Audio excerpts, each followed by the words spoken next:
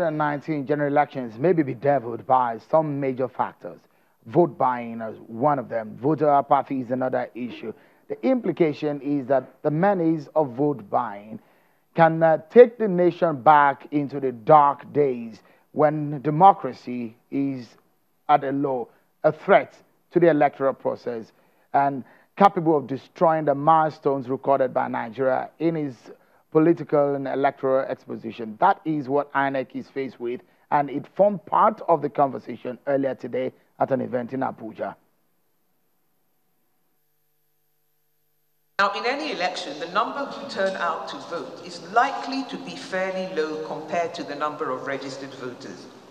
While this is often described as voter apathy, that makes assumptions about the reasons why people get registered to vote in the first place.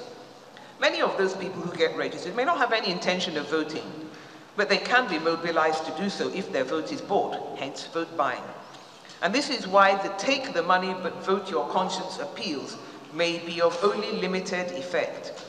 The person whose vote is being bought may not have had any intention of voting at all, or may have had no real idea of for whom she or he intended to vote. They may have bought into the damaging and lazy "they're all the same" mantra.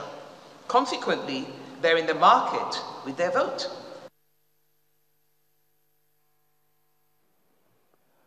Yesterday, President Muhammadu Buhari and some other presidential candidates signed up for free and fair elections. Some of those who were absent, the PDP candidate Atiku Abubakar and that of the ACPN, Obi Ezekwesili, have pledged to abide by the peaceful ideas for the election.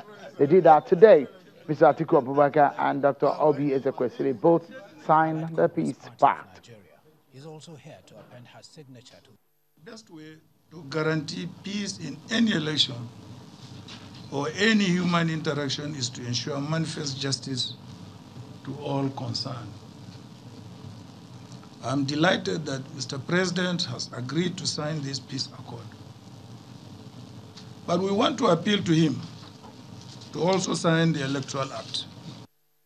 The first thing that the president needs to do in order to build trust amongst all candidates in the election is to sign the Electoral Amendment Bill 2018 into an act. Now, with the situation of things in Nigeria ahead of the 2019 elections, in Nigeria has come with violence, issues of bickering and division. Do we have a major situation on our hands that could possibly jeopardize the possibility of a peaceful poll? That's a big question, isn't it? Let's try to dissect those issues.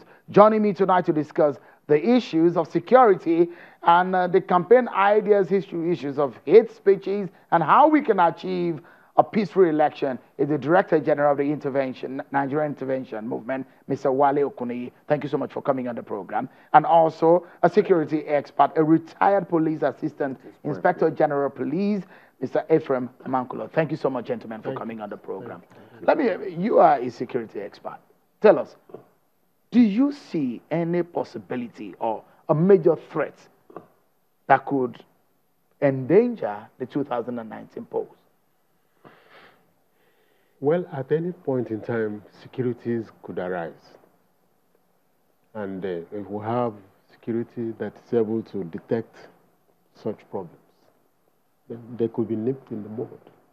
But is there anyone on the ground that looks like a big threat that we should be careful of? Yeah, this vote buying, insincerity, those are threats that could jeopardize situations. What about the conduct of the politicians? Are you satisfied with the actions or inactions of the political players? If we have any, any situation, then we can look at it. But on the general note, they're all trying. There's a possibility of a peaceful election? Yeah, there has to be. Is the police overwhelmed? No, the police cannot be overwhelmed. Do we have enough police structure for this election? Yes. Police cannot say they are not ready at any point in time. The police has no right to say they're not ready. Okay, let's ask Mr. Okuni here. With the issues raised, issues of vote buying, hate speeches, and the kind of things that have been raised, those two candidates did ask the president that signing the peace pact is one thing on one hand, that the president should sign the Electoral Act Amendment Bill. Is that anything that signals a possible breach of peace? For sure. I think so. I think the president has to do the needful. He has to sign that. It is very fundamental if you want peace. Because I see no reason why he won't sign that. Because that is at the foundation of the 2019 elections. But he gave reasons for not signing. I don't think those reasons are tenable enough. In law or in morals? Well, I don't think politically. I don't think that they are cogent enough, or they can help us. Going forward, we really need to deal with our electoral system. We have a constitutional problem already, which in itself it's antithetical to the democracy that we are running. And we have spoken about that so much about it, to say reorder, re-systematize this polity. It's not been done. Now you have, half-heartedness in terms of electoral system. The president has to sign that. It is important for us to have peace. I mean, there's going to be confusion if he signs it. I mean, having it too close to the elections, signing a major instrument for the process close to the election, isn't that a good reason? I don't think so. Even if it is 1 day to election, you have to do the needful. So you can change the rule in the middle of the game. What game? You have to do the needful. If the foundation be destroyed or the foundation be faulty, what righteousness, what peace are you looking for?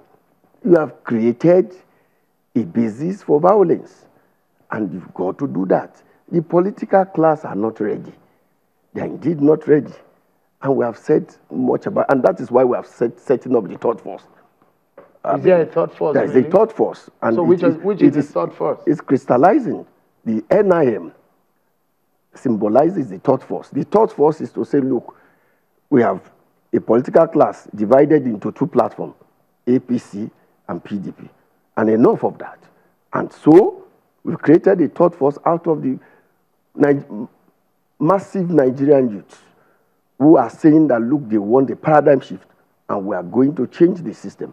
And that is the third force. So in 2019, do you see a possibility of neither of the two major parties, the APC nor the PDP, winning this election?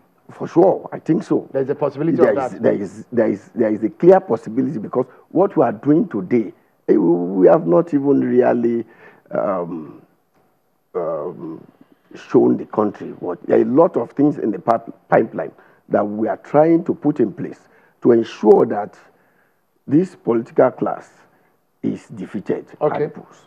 Let's take a moment on the program. It seems to be getting an interesting dimension on the program. So we're looking at the 2019 election, having a peaceful conduct to the exercise, but there are major issues.